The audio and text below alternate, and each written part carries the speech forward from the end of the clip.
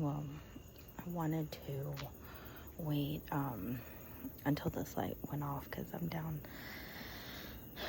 There we go.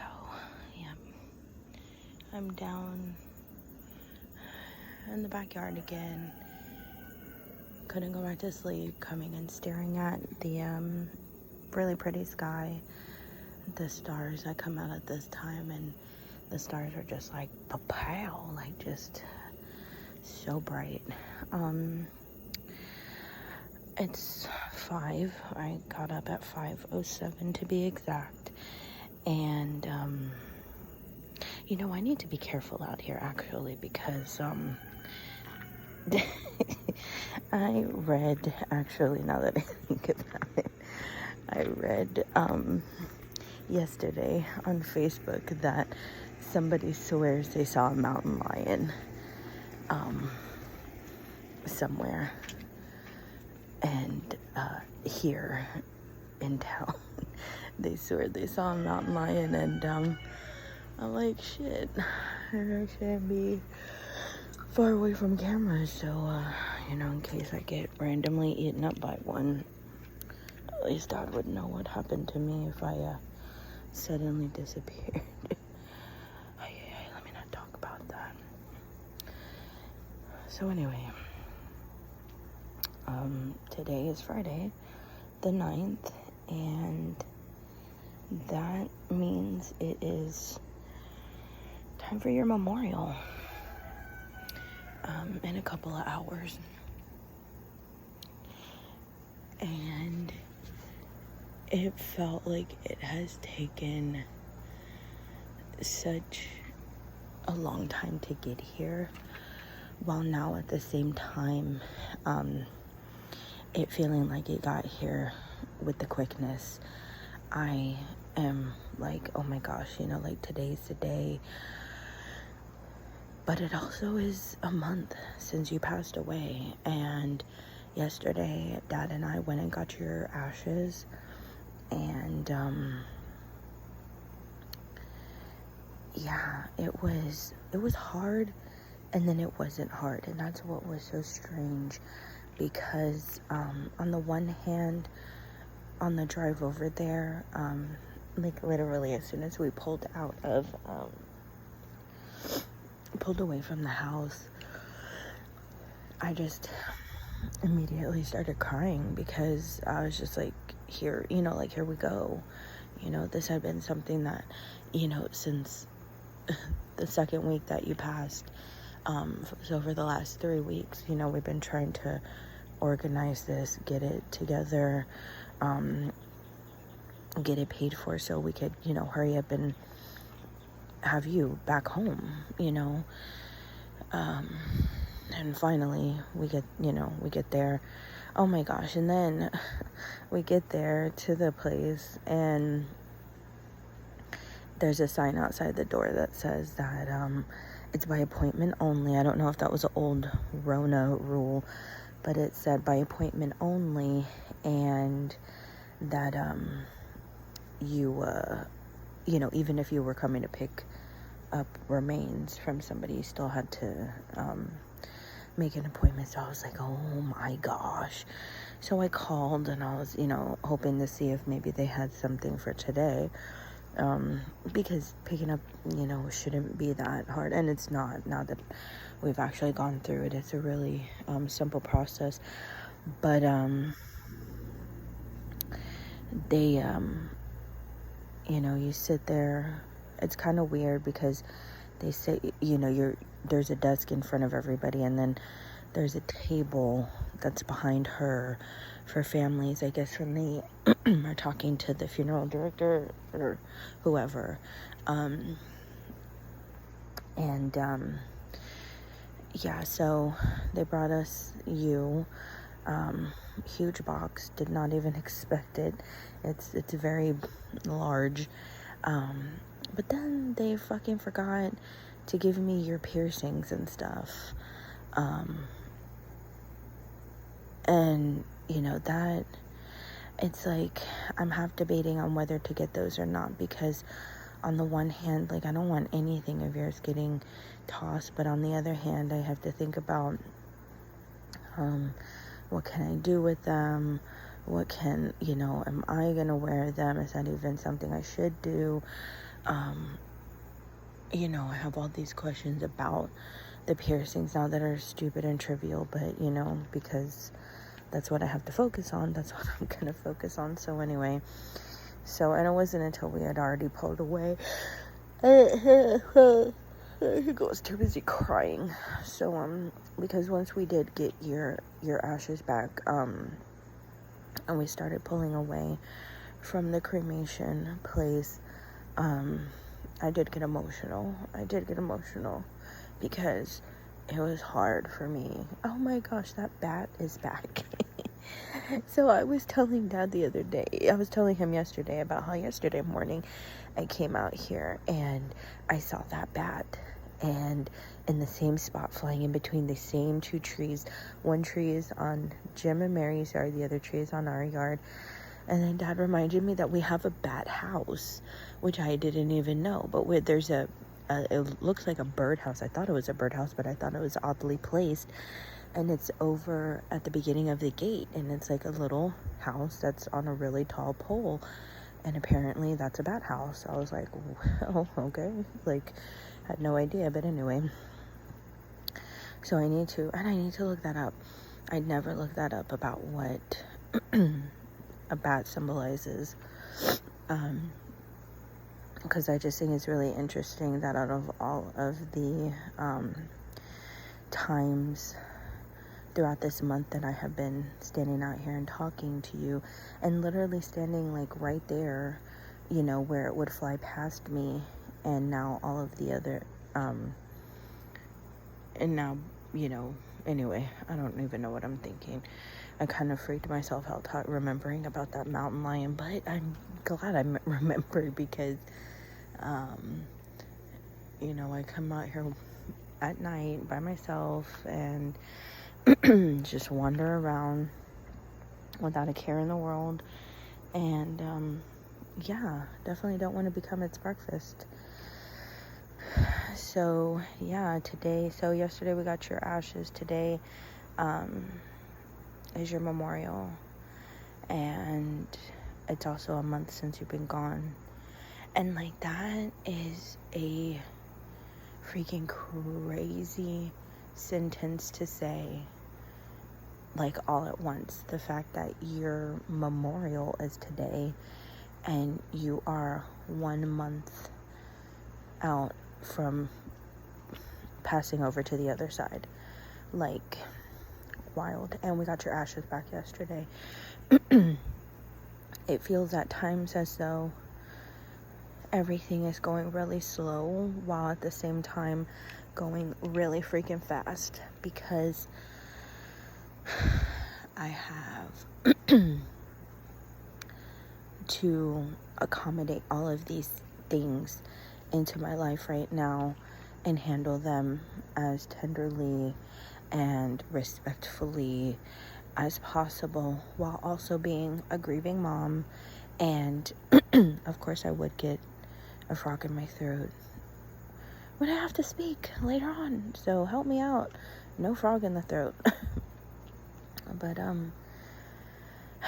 I don't even know what to say about the fact that you have been gone for a month. When I really, really think about that, like really, really ponder that, that is so crazy to me. Like, just so absolutely crazy. I cannot believe that I will say in the sentence that my child has been passed away for a whole month. Because then it's not just 1 month, because then next month comes and then that's 2 months. And then in like the blink of an eye, before I know it, it's going to be 6 months. And then it's going to be a year, And then before we get to that year part, we have to deal with all the holidays. You know what I mean? Like, I'm thinking like your anniversaries of your passing, you know what I mean? And I'm not even thinking about Thanksgiving and Christmas And family holiday, your birthday, you know what I mean, which is like 2 weeks before Christmas. And like thinking about all of those that are yet to come, you know, and it's hard to think about that. But we'll deal with them when we get to them, you know. I've discovered that a lot of my tears in the last couple of days are very,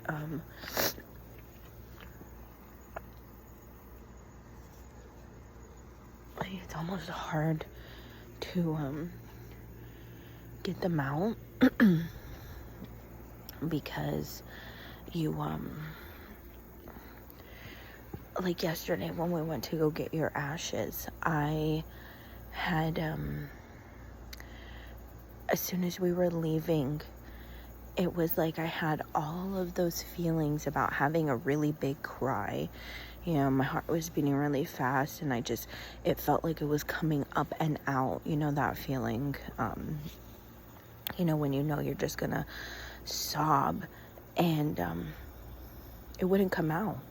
And I knew that I have tears. I've had tears. I've been crying literally every single day for 30 days straight.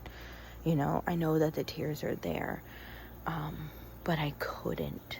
Like, I literally could not cry. And then I did. And then the tears started flowing. And, you know,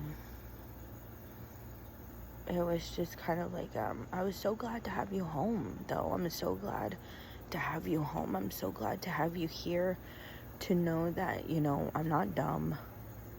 I'm not having an episode, you know, mentally, where it's like, I know that you're not, you know, I know you're not your ashes. I know that's not you, but that's all I have left of you from when you were here. So getting those ashes was everything to me, because it really does feel like a chapter is closed, but the book's not finished. Of course, the book's never going to be finished until I pass away. But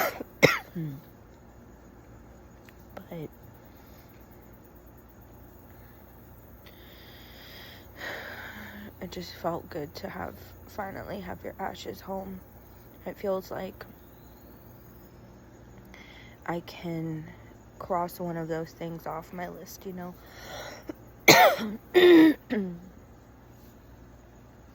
I can cross that off my list, and I no longer have to worry about it. Now it's just making it through your memorial, which I know that I will. I know I'm gonna be fine. I know I'm gonna cry. Probably everybody's gonna cry, because everybody that showed up and everybody that's gonna show up loves you and cares about you, and you know, is missing you. So yeah,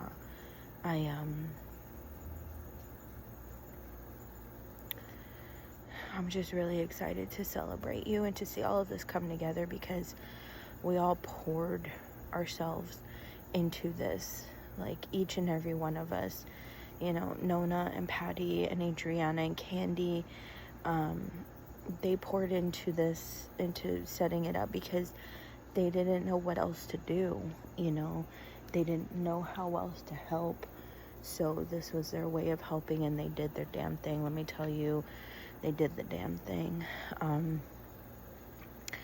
And you know, they're taking care of food, they're taking care of everything, and I'm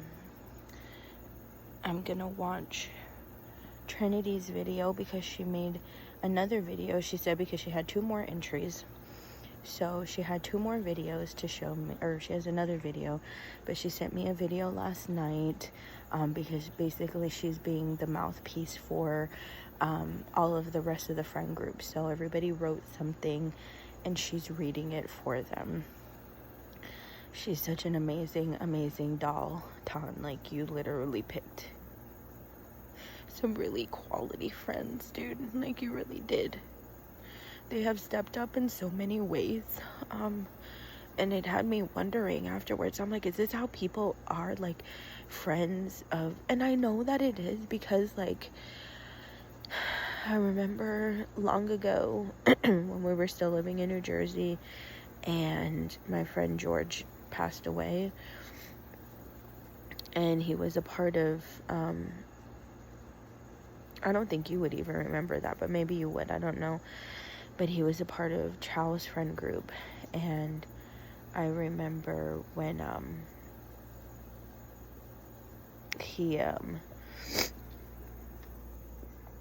I remember when he passed away, and all of the boys would go over to his mom's house, I think daily at first, and then like once a week afterwards, but they were like checking on her and you know, just trying to make sure that she was okay. So, you know, I keep hearing noises, and all I can think of is it's the mountain lion. But you never know. There's no mountains over here, sir, so it's very, you know, I thought they like, you know, like high, they like, you know, high, so they can see up. But anyway, so yeah, but anyway, so I'm not really sure, I wasn't really sure if that's how it worked, you know, when somebody passes away, but apparently it is, because they have checked on me, you know, when you first passed away, for like, I want to say like the first week or two, you know, they were checking on me every single day, especially Trinity. Oh my gosh, Trinity has just been such a sweet blessing, honestly and truly, just such a sweet girl. And she checks on me regularly, and she's just a really good friend. I'm so glad that these were the people that you had as friends, because this is what you want in friendship, Ton. You know, you want people who are going to show up and show out for you. You want people who are gonna, you know, be devastated when you're gone, and, you know, reach down deep and find all of these things that they want to say. So, you know,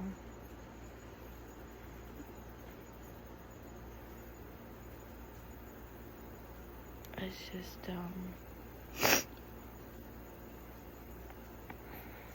it's really sad. It's really sad, but it's also really beautiful. So anyway, so she wrote me, I forget where I'm going with these tangents, but she's bringing, or she sent me that. I'm gonna watch that. I dug deep and made you video slideshows. I made one for, because Nona was like, have one for, you know, when people are sitting down, getting seated and stuff, and then you know, we'll have like one towards the middle where it's just that's the one that has golden hour on it, and then we'll have one at the end, and that's, you know, for everybody leaving. And then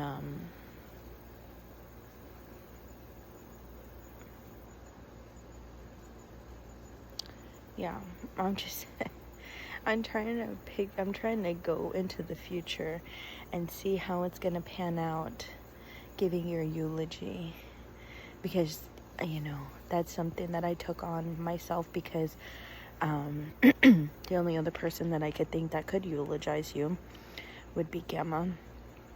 She's not in this headspace to do so. So, yeah, I'm gonna do it. I was gonna do it anyway. Like, it was always gonna be me. Who else would it be? I know I keep saying that often. And I'm gonna get through it. I know I will. I'm not going to fall out and be extra and do all this other stuff. I'm going to be very respectful, and I'm going to just show my emotion, my raw emotion over I'm eulogizing my child, you know? Like, I feel like Robin Williams on What Dreams May Come, you know? And it's just, who else could it be? But I am excited to celebrate you in a weird, it feels weird to say excited, you know, because honestly and truly, like, really nothing excites me anymore. Nothing, you know, it feels like nothing brings me happiness anymore. I know that's a lie that my brain is telling me, my grief brain is telling me. The happy times will come again, and the joy will come back to my life, and there is happiness and joy in my life right now if I choose to look at it. But, you know, I'm just kind of in a bubble at the moment, so I know eventually down the line, I mean, you've only been gone 1 month, you know, I have to cut myself some slack on how, you know, that it's not gonna be no easy fast thing, you know, it's gonna be a lifelong process. So I'm learning to be or I'm trying to be easy with myself and how I handle it. But I am excited to meet your friends. I'm excited to talk with these people who have, you know, been with you, or not been with you, but, you know, they knew you, you know. I'm desperate to talk to Hannah and find out about, you know, the whole moving in together and where that came from, and how that was going to be planned out when you were going to nursing school. You know, like, it was just, I have questions that just kind of, you know, loosen questions, but not even because I'm mad, just because, like, these are things that we want to know about, Gamma and I, and that we're not being told to us. So, you know, I don't know if you had plans on just bringing it on us, like, the day of or the week of, or, you know, you were just gonna kind of be like, hey, surprise, like, I'm moving out, you know, type of deal. But we're gonna find out. And yeah, I'm excited to see all of our hard work come together for you in this beautiful, beautiful display of love that we have for you. And yesterday, oh my gosh, you showed out yesterday. Let me tell you about yesterday's events, some of them, what I can remember right off the top of my head. So, you know, of course it sucked because we went to go get your ashes, but I was so happy you were back, of course. Came home, and hold on, let me remember. Oh gosh, see, now I only remember one of them, but I'll try to remember the other one. Oh, the hummingbird and eggs. I need to come back to both of those. So I'm standing, before we left to go get you, I was standing at the kitchen sink doing dishes. There's a window right in front of me at the sink. And also, that window overlooks the front yard, the front porch. Also, the dad's flag, his American flag, right? So I'm standing there and doing dishes, and all of a sudden, a hummingbird comes up to the window. Now, it probably wasn't right up to the window, but it was in my eyesight. Bottom line is, it was eye level. It wasn't high. Any other hummingbird that I have seen since you passed away has been high. On a tall tree, the top of a tall tree.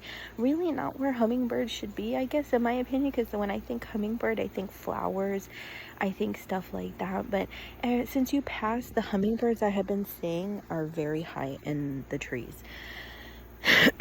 So, this one was eye level to me, and was just kind of like hovering up like floating almost in midair, but like looking directly at me, and it was such a special moment. And then it flew up, or I should say you flew up. Maybe you thought the flagpole was gonna have some sort of nectar in it or something. I need to get a little nectar feeder for you now, because I said I want to do whatever I need to do to attract you in all your forms. So whatever frogs like, well, we have flies, so I guess that's why we have a lot of frogs in the yard. So I don't think that will be a problem attracting them. But you have flies for the frogs. Well, I did get some bird seed, so I can see cardinals and blue jays and all the other sweet birds that you turn into. And now we need a hummingbird feeder, so I'm going to get on that. But anyway, so that was just the most ultra precious moment that I experienced yesterday. So thank you for that. It was so special. And then after we got home from picking you up, Dad just casually walks past. We had been noticing that a chicken kept going into a one of the hens. She kept sitting on top of one of our trash cans. I didn't know why. It didn't even click to me that this was around the time when they're going to start laying eggs. So I just thought she was just behaving weirdly because she was hot. Yeah, no, it's because she laid eggs. So yesterday we found 5 eggs we found 5 eggs under her thing. And I'm like, that's like 5 days worth. That was like a week's worth of eggs, and we had not been paying attention. So we're going to start paying more attention, because that sucks. Some of them may have been fertilized already, because they are fertilized, because I caught the hen and the rooster getting it on. So my girl is fertilized. So those eggs, we had to take them though, because Dad was saying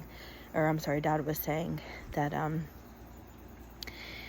she hadn't been sitting on them constantly. That when, they go broody, they will sit on the eggs to incubate them, so that they will, hatch and turn into chicks.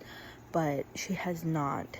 So she lays them and then goes on about her business. So I'm assuming that we can just, eat the eggs and they're fine. But 5 perfect brown eggs. I was like, what a treat. It makes me, I'm gonna start saying that now every time I get eggs, because I was rewatching there was this, I don't know why, but it was this one TikTok that was saving me the first week that you were gone. Anytime I just needed the smallest chuckle or just to feel a smidge of serotonin, I would watch this one of these kids, these 3 young people. They weren't kids, they were young people.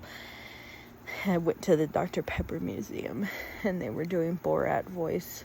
So each of them were going to the camera saying, "Wow, what a treat, Dr. Peppers." I don't know why, it just tickled my fancy. I don't care, it's stupid, but I watched it yesterday and I still think it's funny. But I'm gonna start saying that every time I find an egg. Like, wow, what a treat, egg. Let me be corny, Tom. Let me be corny. Okay, I'm gonna wrap it up. It's already been 30 minutes. Me and Dad were gonna get up early because we have to be at the church no later than like 12:30. So we're gonna, try to make it there. Dad wants to cut the grass very early. He's so funny. Instead of like waiting till we get back, because it's a lot cooler in the mornings than it is like in the nighttime. It'll still feel like 100 degrees here at like 9 p.m. at night. So he wants to cut it because it is very long. So that's his plan. We'll see if that works out. But bottom line is that we have to be at the church by 12:30. So I love you. I'm so excited to celebrate you today, and your amazing life. I'm so excited to see your friends and family, because it's been a minute since we've seen family. I think since like Christmas.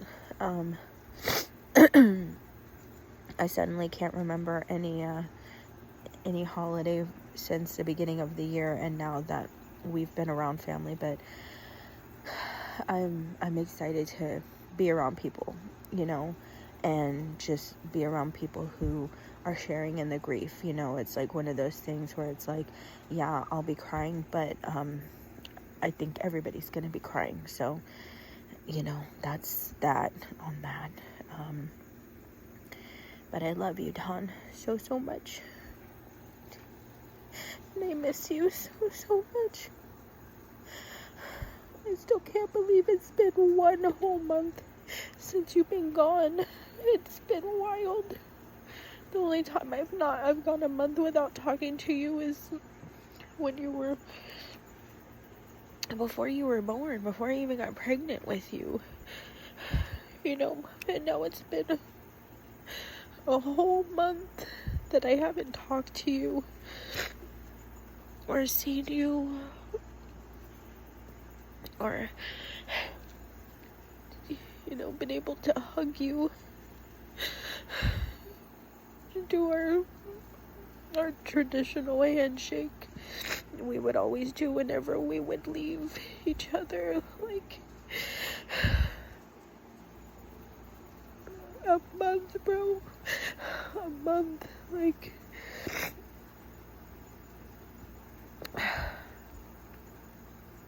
it's just wild. And it's gonna be wild to me the longer time goes on, because 1 month has been really hard. 2 months, it feels like when the time goes on more, it's gonna hurt more, because the time just keeps increasing, between us talking or not talking. So the time is only gonna get more and more. So 2 months is gonna be hard. 3 months, 6 months, 1 year, 5 years, 20 years. Like, I was thinking the other day about when I get old, if I get old, if I'm blessed to get old, because at this stage in the game, like, I don't know what, at this stage in the game, nothing is promised, and nothing was ever promised to us. So I can only say, if I have the luxury, pleasure, blessing of making it to an old age, I was thinking about how, I could be like 60 and 70 and be saying things like, yeah, my daughter passed away 30 years ago, or 40 years ago.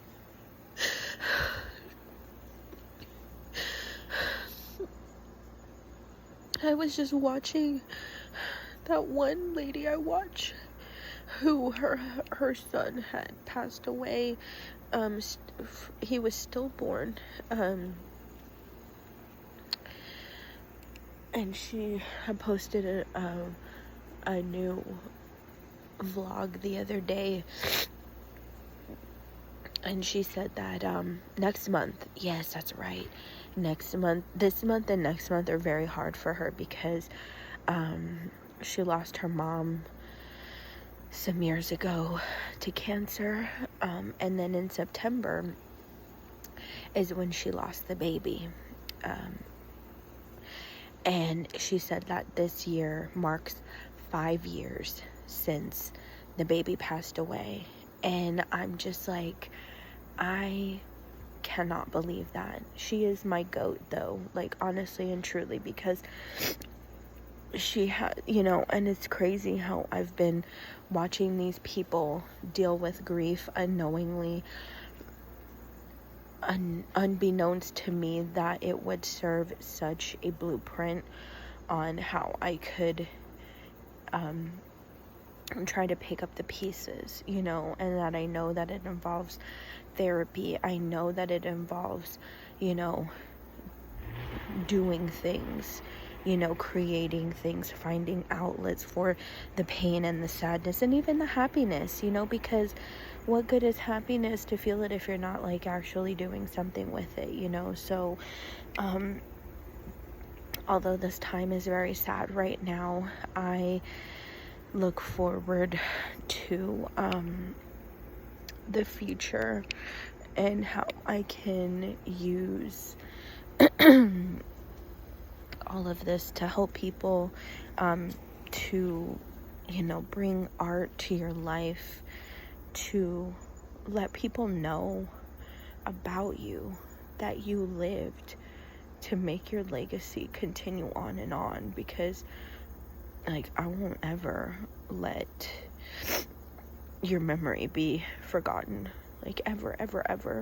I won't ever, like that's the main purpose of my life now, is just to ensure that your legacy continues on, until the day I die, basically. And that's exactly what I'm gonna do. I love you so much, Tana. So much.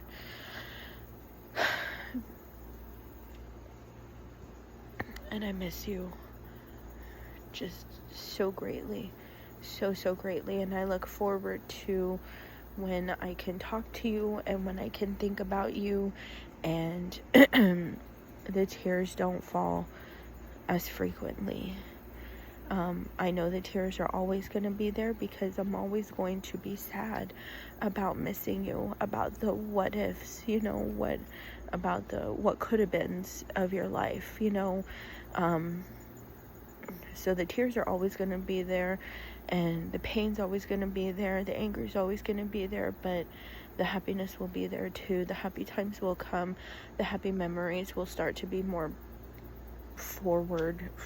It's the word I'm looking for. The good memories will start to take more. What the heck? Something just fell. I don't know if it was from the tree or what, but I guess that's me needing to wrap it up, or you telling me I need to wrap it up, okay? I love you. I love you. I love you so much. I'm so grateful that I was your mom. I'm so thankful to be your mom, and I love you. That's all I can say. I love you.